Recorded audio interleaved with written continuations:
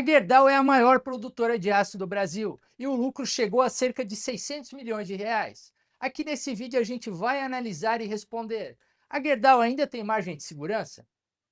Nesse vídeo você vai entender os 5 pontos principais. Primeiro, como a Gerdau ganha dinheiro. O segundo é o resultado do trimestre. O terceiro são os drivers, os gatilhos de valor. O quarto são os riscos a serem monitorados. E o quinto, o valuation. Afinal, a Gerdau está barata hoje? Primeiro bloco, as unidades de negócio. Como a empresa ganha dinheiro? A operação da Gerdau é dividida em 3 unidades principais. Todas essas unidades utilizam fornos elétricos alimentados por sucatas para produzir esses aços longos, com a operação do Brasil também utilizando fornos altos, que são à base de minério. A primeira unidade é da América do Norte, que representa mais da metade da receita da companhia. Esse aço é vendido no mercado norte-americano, onde ele é utilizado na construção de pontes, galpões e data centers.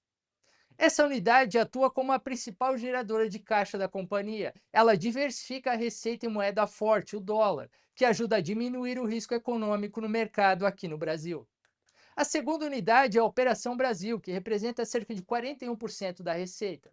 É um mercado com maior diversificação de produtos, que ele fabrica aços longos, planos, laminados, até vergalhões, arames e pregos. Como o aço é pesado e caro para transportar, é importante a presença dessas 72 lojas da Gerdau, que são espalhadas por todo o território brasileiro. Elas atendem desde grandes construtoras até o varejo de material de construção. A terceira unidade é da América do Sul, que representa cerca de 8% da receita. Ela produz vergalhões, barras, arames e perfis estruturais. Esse aço abastece os mercados da Argentina, do Peru e do Uruguai. Eles atendem setores diversos como a construção civil, a agricultura e a mineração. Agora que a gente entendeu um pouco mais sobre as unidades de negócio, vamos ver como esse operacional vai se refletir nos resultados. Segundo bloco, os resultados do trimestre. A receita líquida da Gerdau atingiu cerca de 16 milhões de reais, o que representa uma leve queda em torno de 1% em comparação ao último trimestre. Esse resultado reflete a queda no volume de vendas no aço aqui no Brasil, porém foi equilibrada por uma demanda resiliente lá nos Estados Unidos. Acompanhando a receita, o resultado operacional demonstrou uma estabilidade. O EBITDA ajustado ficou em cerca de 3 bilhões de reais, uma margem de aproximadamente 17%. O mercado brasileiro pressionou com os custos de paradas de manutenção e também com o menor volume de produção. A produção norte-americana segurou o balanço e compensou esses desafios no Brasil. O lucro líquido, que é a última linha do balanço, fechou na casa de 1 bilhão de reais nesse trimestre. O que segurou o lucro da companhia no trimestre foi a sua produção no mercado norte-americano, o que comprova a estratégia da companhia em diversificar a sua produção. O endividamento da Gerdau continua sendo uma referência para o setor, com uma alavancagem de cerca de 0,7 vezes a relação entre dívida líquida e o EBITDA. Isso indica que em menos de um ano, essa geração de caixa ela consegue pagar toda a dívida da Gerdau. Essa disciplina permite que a empresa consiga pagar menos juros, sobrando mais caixa para investimentos e dividendos. Agora, para 2026, a Gerdau projetou um guidance de investimento estimado em cerca de 4,7 bilhões de reais, que vai ser gasto ao longo do ano. A companhia sinaliza com esse orçamento que esses recursos serão destinados à manutenção e a melhorias pontuais, sem grandes gastos em expansões de produção. Se esse vídeo está te ajudando a entender melhor o balanço da companhia, segue o canal no botão aqui embaixo, junto com um link para assinar a carteira Valor. Agora que a gente já passou pelos resultados, vamos ver o que pode extravar valor para a ação. Terceiro bloco, os drivers, os gatilhos de valor. O primeiro driver é a demanda por infraestrutura nos Estados Unidos, impulsionada principalmente pelos setores de energia renovável e a construção de data centers, aumentando as vendas dos seus perfis e estacas solares. A criação desses novos data centers cresceu em cerca de 30% no último ano, e incentivos fiscais do governo americano visam acelerar os gastos com energia renovável. O segundo gatilho de valorização é a conclusão do projeto de mineração em Miguel Burnier. Essa obra encontra-se em fase de testes e visa garantir a autossuficiência da empresa. Ter esse minério próprio tem o potencial de somar aproximadamente R$ 1 bilhão de forma recorrente ao resultado da companhia, o que reduz os custos de produção, melhorando as margens de lucro. Mas como nada é garantido, aqui a gente precisa monitorar o que pode dar errado. Quarto bloco, os riscos que o investidor precisa monitorar. O primeiro risco é a falha na execução da lei antidumping no Brasil. Agora que o governo já tem aprovado essas tarifas contra o aço asiático, os concorrentes podem usar de rota de triangulação. Se essa barreira falhar, a Gerdau terá dificuldades para ajustar seus preços, por conta do excesso de aço barato no mercado, o que no final do dia reduz o seu lucro. O segundo risco envolve a nova operação de mineração em Miguel Burnier. A Gerdau conta com a extração desse minério de ferro para baratear seus custos de produção.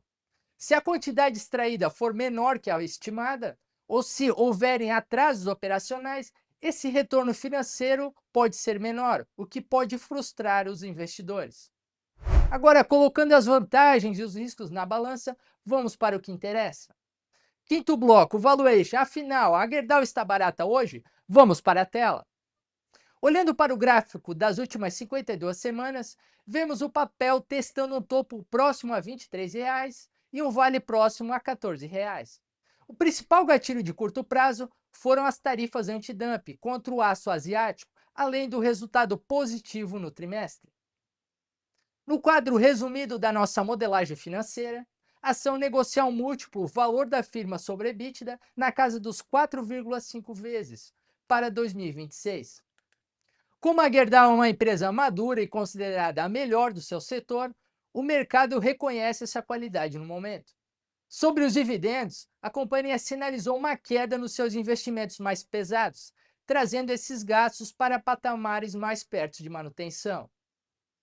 A empresa tem uma política de payout, que é a fatia do lucro que é distribuída aos acionistas. Mas usando como base as distribuições recentes, projetamos 40%, deixando o dividend yield perto de 4%. No resumo financeiro, projetamos que a receita da empresa cresça sem grandes saltos. Isso acontece porque o volume do aço vendido avança alinhado com o PIB, enquanto o repasse dos preços aos clientes acontece de forma a acompanhar a inflação do período. Na margem operacional medida pelo EBITDA, a gente projeta patamares saudáveis em torno de 15%, resultado direto da forte demanda nos Estados Unidos e do uso eficiente dos fornos elétricos nas mini-mills. No lucro líquido, projetamos uma margem de 6%, que não parece ser muito alta, mas na indústria siderúrgica é considerado boa. Isso mostra o resultado direto da qualidade do mercado norte-americano e uma operação de baixo custo, usando material reciclado e um endividamento saudável. Analisando os pares da bolsa, a nossa comparação direta é com a CSN. Ambas competem no mercado brasileiro, fornecendo aço para infraestrutura, construção civil e para a indústria pesada. A unidade de mineração da CSN possui uma escala superior, mas a companhia sofre com endividamento alto. Agora, a Gerdau ela leva vantagem de produzir através de mini-mills, que usam material reciclado, o que reduz o custo dessa operação, além de ter uma forte presença na América do Norte, que hoje é um mercado com uma margem muito mais rentável. A nossa indicação oficial para a Gerdau é neutra. O nosso preço-alvo é de R$ 21, com a ação hoje sendo negociada próximo desses valores, sem possuir uma margem de segurança. Isso foge do nosso padrão de investir apenas quando encontramos um desconto de 30% frente ao valor justo da empresa. A nossa recomendação neutra se sustenta em 3 pilares principais. O primeiro é a diversificação do negócio. A operação nos Estados Unidos e no Canadá tem se mostrado muito mais rentável que a operação aqui no Brasil e na América do Sul. O segundo é a dependência da proteção comercial. A recuperação das margens de lucro no Brasil está fortemente ligada a essa eficiência do governo em aplicar essas tarifas de antidumping contra o aço asiático. E o terceiro e principal pilar, a precificação já reflete a qualidade da empresa. O mercado já embutiu nos preços os cenários positivos, o que zera a nossa margem de segurança. Investir a longo prazo exige paciência e conhecimento profundo do que você está comprando. Se essa análise foi útil e você quer baixar esse relatório em PDF, além de ter acesso a todas as nossas teses de investimento, o link para acessar a carteira Valor está na descrição aqui embaixo. Obrigado e até a próxima!